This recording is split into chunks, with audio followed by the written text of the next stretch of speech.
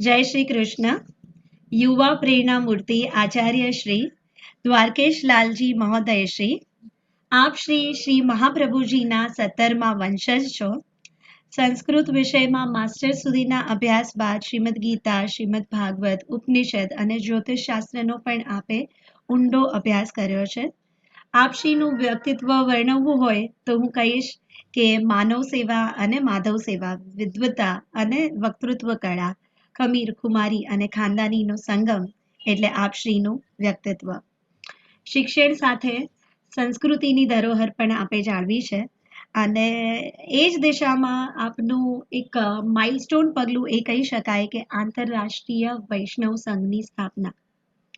એ સ્થાપના દ્વારા આપે પુરવાર કર્યું છે કે આપશ્રી માત્ર સ્વપ્ન દ્રષ્ટા નહીં પરંતુ સ્વપ્ન સૃષ્ટા પણ છો.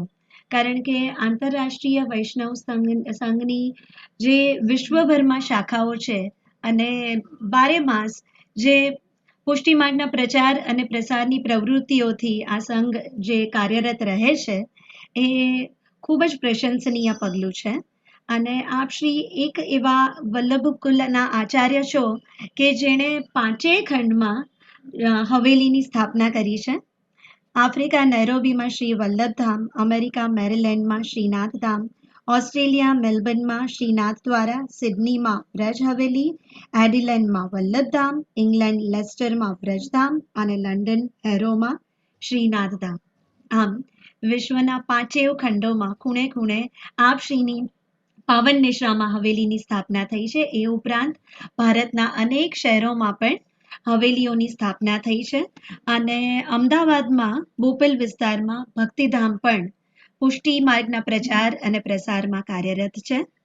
એ ઉપરાંત થિયરી તો ઘણી બધી વાતો થતી હોય પરંતુ પ્રેક્ટિકલ અમુક પગલાં આપશ્રીએ જે લીધા છે તેમાં પુષ્ટિ માર્ગની સૌ પ્રથમ મોબાઈલ એપ, ભક્તિ રેડિયો, વિદ્યાર્થી દત્તક યોજના તથા પુષ્ટિ દર્શન દ્વિમાસિકને પણ ખૂબ સુંદર આવકાર મળ્યો છે.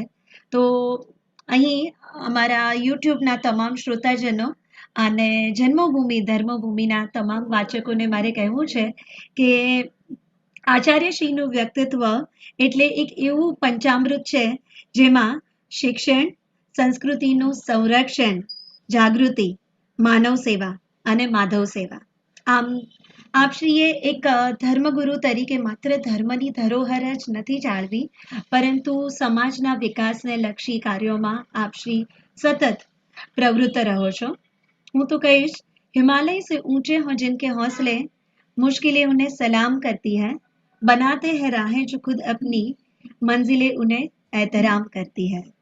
તો આજે ફરી એકવાર અમારા તમામ જન્મભૂમિ ધર્મભૂમિના વાચકો તરફથી અને યુટ્યુબ પર જે સૌ શ્રોતાજનો છે એ સૌ તરફથી આપનો કિંમતી સમય ફાળવવા બદલ આભાર માનું છું. અને અવાજ મારો આજની સૂત્રધાર ગ્રીષ્મા રેલિયા ઠક્કરનો છે પરંતુ જે વિચાર છે, જે પ્રશ્નો છે એ તમામ વાચકો અને શ્રોતાજનોના છે. કારણ કે આચાર્યશ્રી આજનો સમય એવો છે કે એક વૈચારિક ક્રાંતિ આવી છે. મહામારીએ દેશની નહીં પણ વિશ્વની દશા અને દિશા બદલી નાખી છે. આખી પૃથ્વીનો ચહેરો જ્યારે બદલાય છે ત્યારે એક ધર્મગુરુ તરીકે આપ શ્રી જેવા અનુભવીનું એક માર્ગદર્શન મળે તો લોકોને એક વૈચારિક પ્રેરણા મળે. તો એ માટે અહીંથી થોડાક પ્રશ્નો મારે રજૂ કરવા છે આપશ્રીની આજ્ઞા સાથે. તો પહેલો પ્રશ્ન તો સૌથી પહેલા ખૂબ ખૂબ શુભકામનાઓ બધાને શ્રોતાઓને. પહેલો પ્રશ્ન તો ઓફકોર્સ જે આજની જે સિચ્યુએશન છે તો કોવિડ કાળનો જે પ્રશ્ન મારે પૂછવો છે કે જેમ મેં કહ્યું આખી પૃથ્વીનો નકશો બદલાય છે એમાં ધર્મથી લઈને ધંધા સુધી દરેક ક્ષેત્રમાં ઘણા બધા બદલાવ આવી ગયા. એમાં ધર્મ ક્ષેત્રે જે મોટું પરિવર્તન આવ્યું છે એ છે કે ભાગવત સપ્તાહથી લઈને વેબિનાર, સત્સંગ, જૈનોના પર્યુષણ, દરેક વસ્તુ હવે ઓનલાઈન થાય છે. તો આ વેબિનાર્સ અંગે, વર્ચ્યુઅલ વર્લ્ડ અંગે આપનું શું માનવું છે અને આપે આ દિશામાં કયા કાર્યો કર્યા છે? સર્વપ્રથમ તો ગ્રીષ્માબેન જન્મભૂમિ ધર્મભૂમિના માધ્યમથી આજે આપણે બધા સંવાદ કરવા એકત્રિત થયા છીએ. એ ક્ષણોમાં મારી શુભકામના અને આશીર્વાદ સર્વ શ્રોતા અને દર્શકોને પાઠવું છું. સુંદર પ્રશ્ન આપના દ્વારા કરવામાં આવ્યો કે આજના સમયમાં જ્યારે ધર્મનો સૌથી સારો મિત્ર વિજ્ઞાન બની ગયો છે. આ આપતકાલ છે. આપતકાલના ધર્મો જુદા હોય છે કે કાયમ આવો સમય રહેતો નથી, પણ આપતકાલમાં ધર્મને સહાયતા કરનાર વિજ્ઞાન જે સૌથી સારો મિત્ર ધર્મનો બન્યો છે. અને જ્યારે રૂબરૂ જ્યારે ભેગા થઈ શકાતું નથી અને એવા સમયે જ્યારે વિજ્ઞાનના માધ્યમથી વિશ્વભરમાં પહોંચી શકાય છે, તો વિજ્ઞાનનો સ્વીકાર આપણે બધાએ કરવો જોઈએ.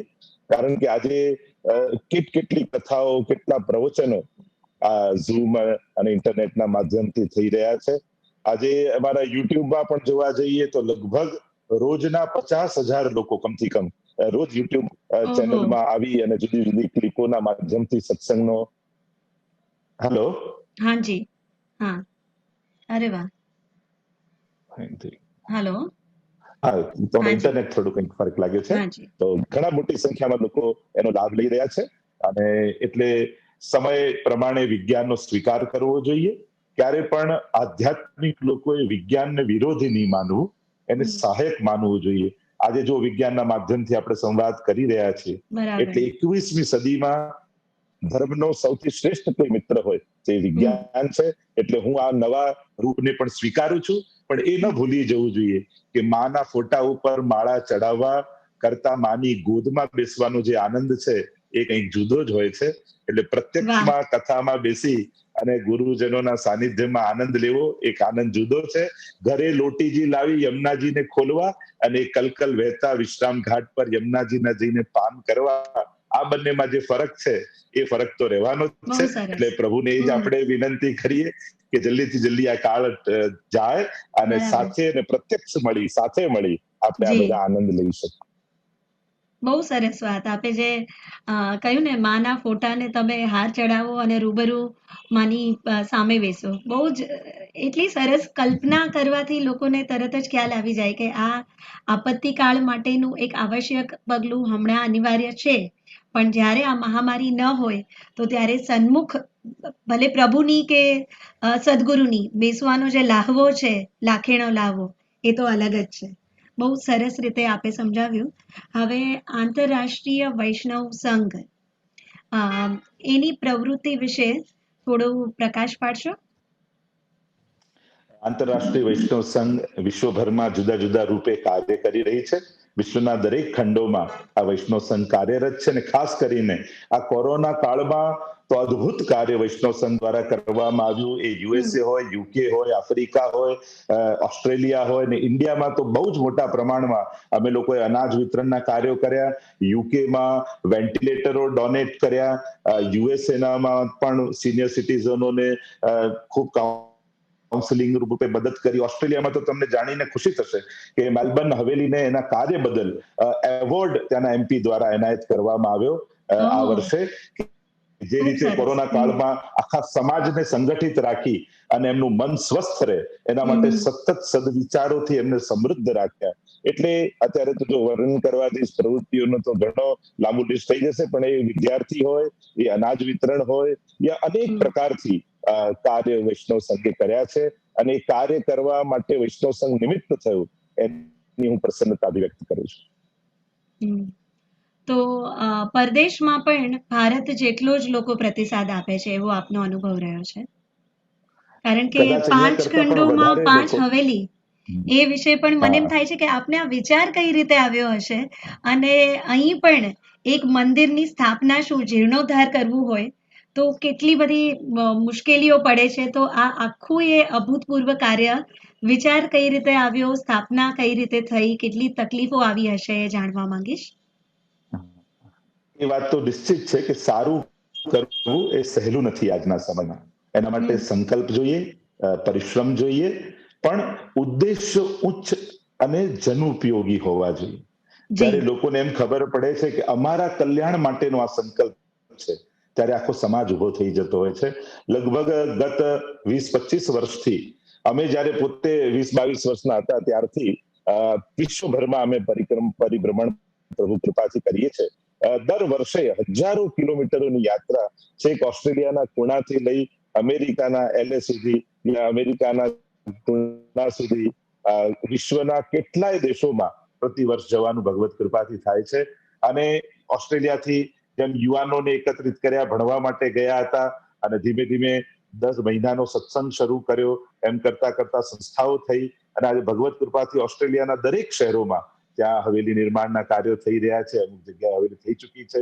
એ રીતે સિંગાપુર હોય, આફ્રિકામાં સૌથી પહેલું, અમે લગભગ 25 વર્ષના હતા ત્યારે વિદેશમાં સૌથી પહેલી નાની વયમાં હવેલી કરવાનો શ્રેય ભગવત કૃપાથી પ્રાપ્ત થયો. અને નેરોબી ખાતે વિશાળ હવેલી વલ્લભધામ રૂપે અત્યારે તેનું નવનિર્માણ થઈ રહ્યું છે. અને એક કહી શકાય વૈષ્ણવ ધર્મની અદ્ભુત હવેલી નેરોબી ખાતે નવનિર્માણમાં પામી રહી છે. યુકેમાં હેરો ખાતે શ્રીનાથ ધામ હોય, અને USA ખાતે શ્રીનાથ ધામ હોય, લેસ્ટર ખાતે વૃદ્ધામ હોય, અને યુએસએમાં તો હમણાં આખું એક વૈષ્ણવ એકેડેમી અમે બનાવીએ છીએ, અને આખું યુનિવર્સિટી જેવા ઓનલાઈન કોર્સ એમાં ચાલશે, અને સર્ટિફાઈડ કોર્સ. પણ જ્યારે જ્યારે ગયા ત્યારે લોકોને સમજાવ્યા કે આ મંદિરો 1 કલાક બચે છે એટલે જવાની જગ્યા નથી, આપણી સંસ્કૃતિના સ્થાનો છે. તમે મહેનત કરો, કમાઓ, બધું જ છે, પણ જો સંસ્કારો નહીં મૂકી જાઓ તો એ સુખ ક્યાંક પતનનું કારણ બની જશે. અને એટલા માટે જો આ સ્થાનો હશે તો આવતી પેઢીને સંસ્કાર મળશે. એ લોકો ઇન્ડિયા આવી શકવાના નથી, પણ હવે તમારે ઇન્ડિયા ત્યાં ઉભું કરવાનું છે.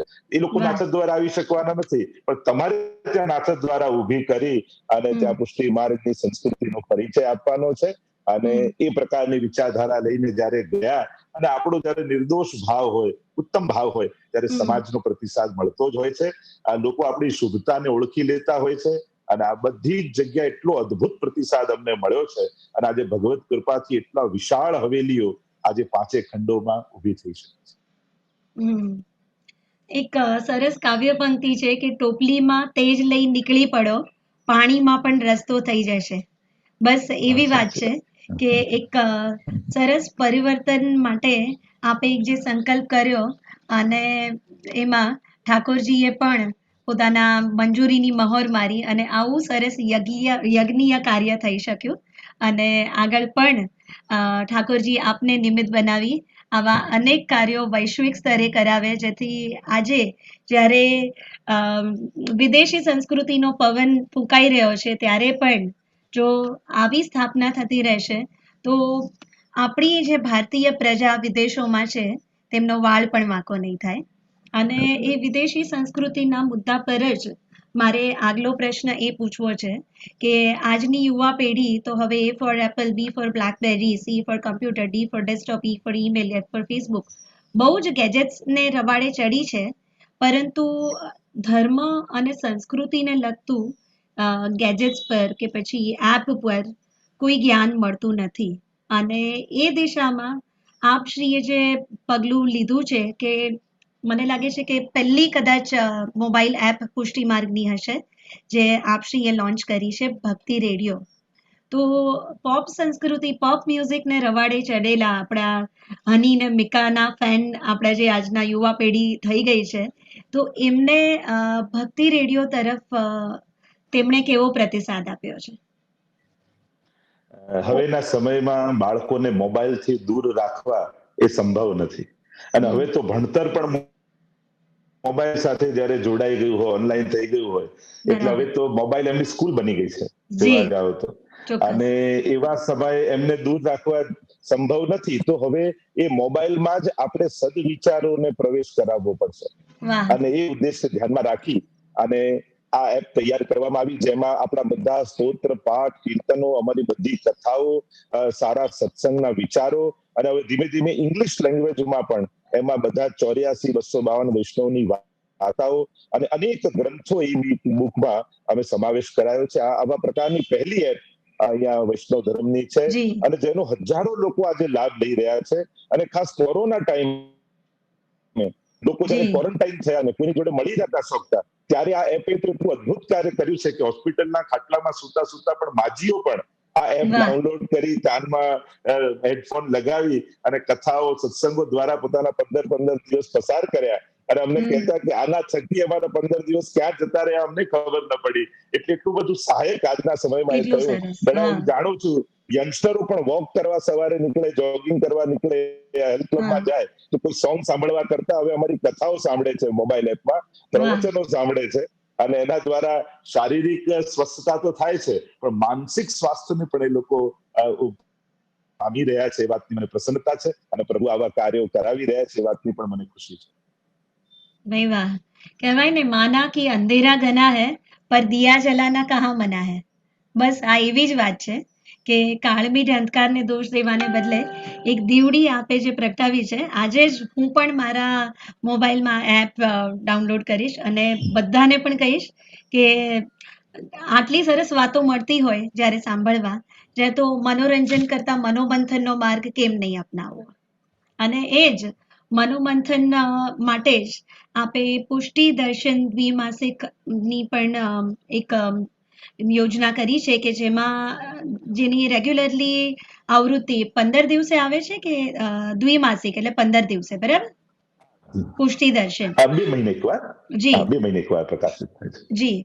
તો પુષ્ટિ દર્શનમાં કયા પ્રકારની વાતો આવરી લેવાય છે અને એ દિશામાં જેમ આપે કહ્યું કે હવે ભક્તિ રેડિયો આપ ઇંગ્લિશમાં કે કંઈ કરવાના છો, એ પ્રમાણે અહીં પુષ્ટિ દર્શન માટે આગામી આયોજનો શું છે? સાહિત્ય કે ધાર્મિક સાહિત્યના પ્રકાશન અંગે આપના આગામી આયોજનો શું છે? સાથે જ વિદ્યાર્થી દત્તક યોજનાને કેવો આવકાર મળ્યો છે એ પણ, અને એ દિશામાં પણ શું કરી શકાય? કારણ કે આજે અહીંથી આ લાભ મળ્યો છે તો ઘણા લોકો એવા હોય છે કે જે વિદ્યાદાનમાં માને છે પણ તેમને યોગ્ય પગલાં કઈ દિશામાં લેવા એ ખ્યાલ નથી હોતું. તો વિદ્યાર્થી દત્તક યોજના વિશે પણ થોડો પ્રકાશ પાડશો અને ખાસ પુષ્ટિ દર્શન દ્વિમાસિક અંગે પણ વધુ જાણવાની મારી ઈચ્છા છે. બધા ગ્રંથો ખરીદવા હવે બધા માટે સંભવ નથી હોતા, અને જી. કયો ગ્રંથ પહેલા વાંચવો, કયો ગ્રંથ ઉપકારક છે, અને ઘણીવાર તો ગ્રંથોના વોલ્યુમ જોઈને પણ લોકો પહેલેથી ડરી જતા શરૂ હોય કે ન આટલું કરે. મોટું પુસ્તક ક્યારે પૂરું થશે. તો એક બરાબર. વિચાર એ હતો કે જ્યારે દરેકના ઘરમાં લાઇબ્રેરી થાય સંભવ નથી, પણ દરેક ગ્રંથોમાંથી થોડું થોડું જે વૈષ્ણવ ઉપયોગી છે, એના જીવનમાં કામમાં આવે છે અને એને સમજમાં આવે છે, તો એનો સાર જો એક મેગેઝિન દ્વારા બહાર પાડવામાં આવતો હોય તો એ રીતે લગભગ 15 વર્ષ થયા પુષ્ટિ દર્શન પ્રકાશિત થઈ રહ્યું છે. એમાં કીર્તન દર્શન હોય, સેવા શૃંગાર દર્શન હોય, સામગ્રી દર્શન હોય, ગ્રંથ દર્શન હોય, તીર્થ દર્શન હોય, આવા જુદા જુદા ટાઈપના ટોપિક લેવામાં આવે છે. અને એમાં સમગ્ર પુષ્ટિ માર્ગ અને વૈષ્ણવ ધર્મનું જ્ઞાન એક 24 પાનાના મેગેઝિનમાં એને મળી રહે એના માટેનો પ્રયાસ અમે કરીએ છીએ. કારણ કે વાંચન ધીમે ધીમે ઘટી રહ્યું છે અને પણ પુસ્તકોનું વાંચન કરતા હવે લોકો ઓનલાઈન વધારે વાંચી રહ્યા છે. પણ બરાબર. એ વાત ચોક્કસ છે, સાંભળો એના કરતા વાંચો તો તમને વધારે યાદ રહે. કારણ કે અક્ષર સાથેની મિત્રતા એ માનવની રહેવી જોઈએ. કારણ કે જે દિવસે ચોક્કસ. કોઈ સંસ્કૃતિને સમાપ્ત કરવી હોય તો એમ કહેવાય કે એના ગ્રંથોને સમાપ્ત કરી. જો ગ્રંથોનો ઇતિહાસ સમાપ્ત થઈ જાય તો સંસ્કૃતિ પણ સમાપ્ત થઈ જાય. તો આ જીવંત બરાબર. બની રહે અને લોકોને સરળતાથી 24 પાના વાંચવામાં કંટાળો પણ ના આવે, એનો રસ પણ બન્યો રહે, વિષયનું વૈવિધ્ય પણ એમાં રહે. એવા ઉદ્દેશ્ય સાથે આજે આ પુષ્ટિ દર્શન પ્રકાશિત થઈ રહ્યું છે. આગળ આપણે વિદ્યાર્થી દત્તક યોજના વિશે પૂછ્યું તો એ પણ બહુ મોટા પાયે આપણે અહીંયાથી ચલાવીએ છીએ. જે જરૂરિયાતમંદ વિદ્યાર્થીઓ છે, જે જુદી જુદી કક્ષામાં ભણે છે, એમને વિદ્યા સહાયતા આ યોજના હેઠળ આપવામાં આવે છે. એ યુનિવર્સિટીમાં હોય કે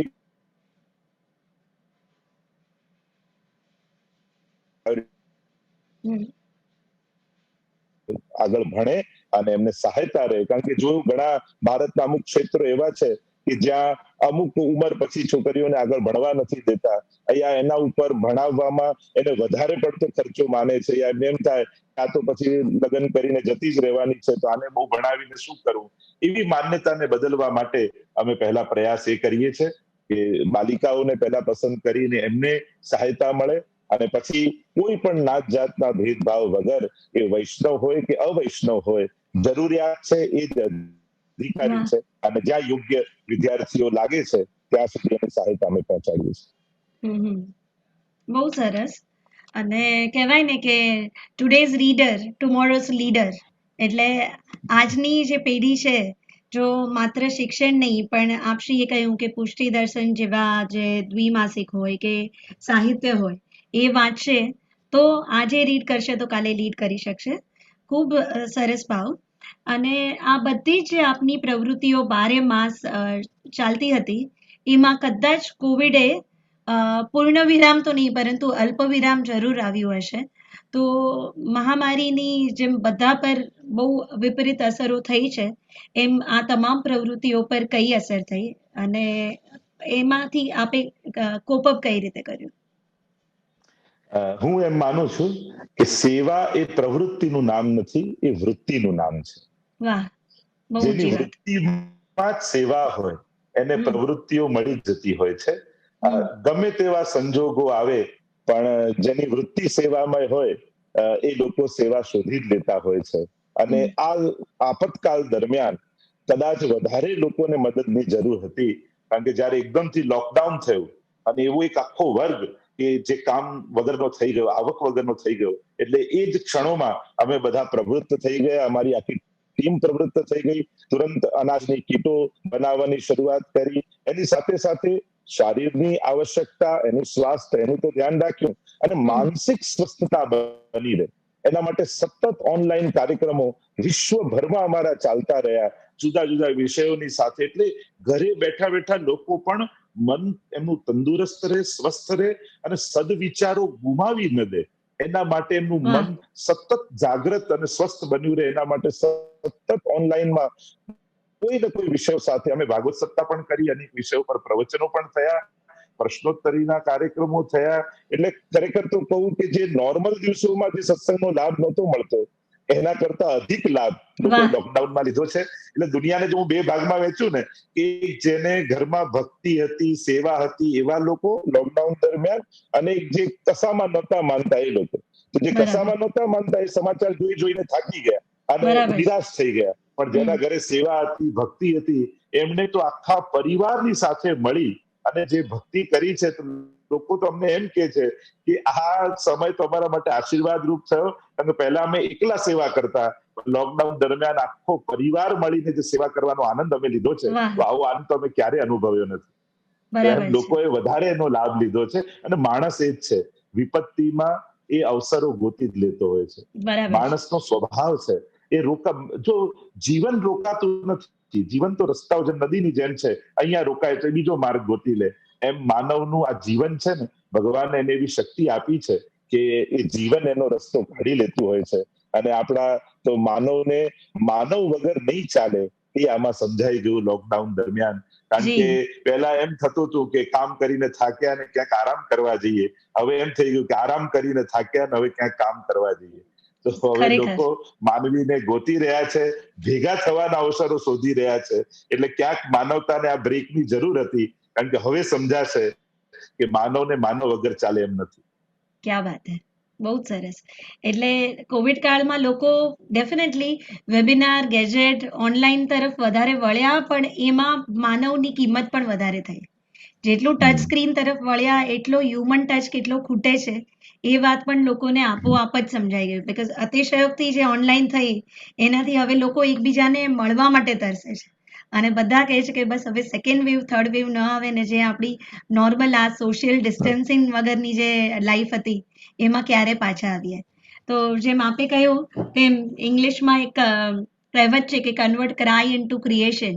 એમ જેમ આપે કહ્યું કે ઘર ઘરમાં આજે આપત્તિમાં આશીર્વાદ અને વિપદામાં વરદાન માની અને પરિવાર એકત્ર થયો અને સાથે મળીને સેવાના કાર્યો કર્યા.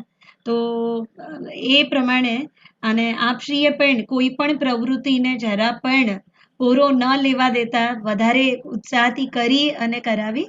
તો એ બદલ આપશ્રીને પણ કોંગ્રેચ્યુલેશન્સ. પણ આગળ હવે એક જે અમે મારો તો મેઇન સવાલ કોરોનાને છે અમે એ તો મારે જાણવું છે. કોરોનાને કરોના રૂપે લીધું છે. વાહ, ક્યા બાત હે! અને એમાં કોઈ પણ કોરો ના રહી જાય ભક્તિની રસધારથી એ આપે જોયું છે કે કોરોનામાં કોઈ પણ કોરો ના રહી જાય. એવી સરસ વાત કે કરોના. Very good. તો હવે મને જે હવેનો પ્રશ્ન પૂછવો છે એ આપ જેવા અનુભવી એક પોતાની દ્રષ્ટિનું દૂરબીન લઈને ફરે ને તો તેઓ નીર અને ક્ષીર, દૂધ અને પાણી બહુ સરસ રીતે અલગ કરી શકે. તો આપ જ્યારે વિશ્વભરમાં પરિભ્રમણ કરો છો તો આપશ્રીને શું લાગે છે કે આજના સંદર્ભમાં વૈષ્ણવ ધર્મનું ભવિષ્ય શું છે? વિશ્વભરના પ્રવાસ પછી જોઈ શકું છું કે ખૂબ જ ઉજળું ભવિષ્ય વૈષ્ણવ ધર્મનું છે. કારણ કે 21મી સદીમાં જેવો ભગવાન લોકોને જોઈએ છે એવો ભગવાન શ્રી કૃષ્ણ પુષ્ટિ માર્ગ પાસે છે. અહીંયા બરાબર. ગીત છે, સંગીત છે, કલા છે, રમત છે, આર્ટ છે, શું નથી પુષ્ટિ માર્ગીય સંસ્કૃતિમાં? તમે બરાબર જોવા છે. જાવ તો અમારા ઠાકોરજી આગળ રાજભોગમાં ગેડી દડા પણ પડ્યા હોય છે, ચોપાટ પણ પડી હોય છે, ખીલોના પણ પડ્યા હોય છે, સન્મુખમાં સુંદર કીર્તનો પણ ગવાતા હોય છે, બરાબર છે. ભીતરમાં સુંદર સુંદર સામગ્રીઓ ભોગ ધરાતી હોય છે અને ઠાકોરજી પણ એવા સુંદર શૃંગાર અને વસ્ત્રો ધારણ કરીને બિરાજ્યા. એટલે કે 21મી સદીમાં લોકોને જે આનંદ, જે ઉત્સવ, જે નાચતો ગાતો પ્રસન્ન ભગવાન જોઈએ છે એવો જી. ભગવાન પુષ્ટિ માર્ગ પાસે છે. એવી દ્રષ્ટિ મહાપ્રભુજી ને ગુસાઈજી આપણને આપી છે. અને આ વાત જ્યારે વિશ્વના લોકોને, યુવાનોને સમજાવીએ છે તો એ જી. યુવાનો કૃષ્ણ જોડે વધારે કનેક્ટ થઈ શકે છે. એને હવે બધેથી ભાગીને ક્યાંક દૂર નથી જવું. એને તો બરાબર. સંસારમાં આનંદ માણતા માણતા ભગવાનને મેળવવા છે. અને એ માર્ગ શ્રી મહાપ્રભુજી આપણને બતાવ્યો છે. પુષ્ટિ માર્ગની વિચારધારા આપી છે. અને એટલા માટે જ્યારે વિશ્વભરમાં આ વિચારધારાને અમે લઈને જઈએ છીએ ત્યારે વિશેષ કરીને યુવા વર્ગ એટલી મોટી સંખ્યામાં જોડાઈ રહ્યો છે કે મને તો એટલું ઉજળું ભવિષ્ય દેખાઈ રહ્યું છે કે જે આ 25 વર્ષમાં નથી થયું એ આગામી 50 વર્ષમાં થવા જઈ રહ્યું છે. અહીંયા દરેક પ્રકારની પ્રવૃત્તિઓ ઠેર ઠેર, ગામે ગામ, હવેલીઓ, સેન્ટરો, અનેક પ્રકારની એક્ટિવિટીઓ વૈષ્ણવ ધર્મની શરૂ થઈ ચૂકી છે. યુવાનો જોડાઈ ચુક્યા છે અને આખા સંપ્રદાયનું હવે ભાર યુવાનોએ પોતાના ખભા ઉપર લઈ લીધો છે. કારણ કે જ્યાં જ્યાં જઈએ છે એટલી બધી અમે પાઠશાળાઓ ચલાવીએ છીએ, એટલા યુથ ગ્રુપો ચલાવીએ છીએ અને જે ભારતમાં ક્યારેય પણ મંદિરોની સીડીઓ નતા ચડ્યા એ હવે વિદેશોમાં જઈને પોતે મંદિરો માનતા થઈ ગયા છે. કારણ કે એ લોકો અમે ભારતમાં ક્યારે મંદિર નતા જતા અને આજે અમે અહીંયા હવેલી અમે બાંધી રહ્યા છીએ. તો એ જોઈને અમને પણ ગૌરવ થાય અને ભારતમાં રહેતા એમના માતા પિતા ગૌરવ અનુભવે છે. જેટલું અમે નથી જાણતા એટલા અમારા બાળકો ત્યાં જાણે છે ધર્મને. તો એ વાતની પ્રસન્નતા અભિવ્યક્ત કરું છું અને એમાંથી એક આચાર્ય તરીકેની સફળતા અનુભવું છું કે મંદિરો કેટલા બાંધ્યા એ અમારી સફળતા નથી, પણ દરેક દિલને મંદિર બનાવ્યા કે નહીં એમાં અમારી કદાચ સફળતા છે. તો એમ થાય કે વૈષ્ણવના દિલમાં અમે મંદિર બાંધી શક્યા છીએ એ વાતનો વધારે આનંદ છે. વાહ, કેટલી સરસ વાત. એમ કહેવાય ને કે મંદિરમાં કંકુને ચોખા લઈને જવું અગત્યનું નથી, પણ બસ મન અને આત્મા ચોખ્ખા રાખવા વધારે અગત્યનું છે. અને જેમ આપે કહ્યું એમ યુવા પેઢી હવે ધર્મ તરફ વળી છે અને મંદિરમાં પહેલા આવતા પણ નહોતા. હવે મંદિરની સ્થાપનાથી લઈને નવનિર્માણના દરેક કાર્યોમાં સામેથી હોશ અને જોશથી જોડાય છે.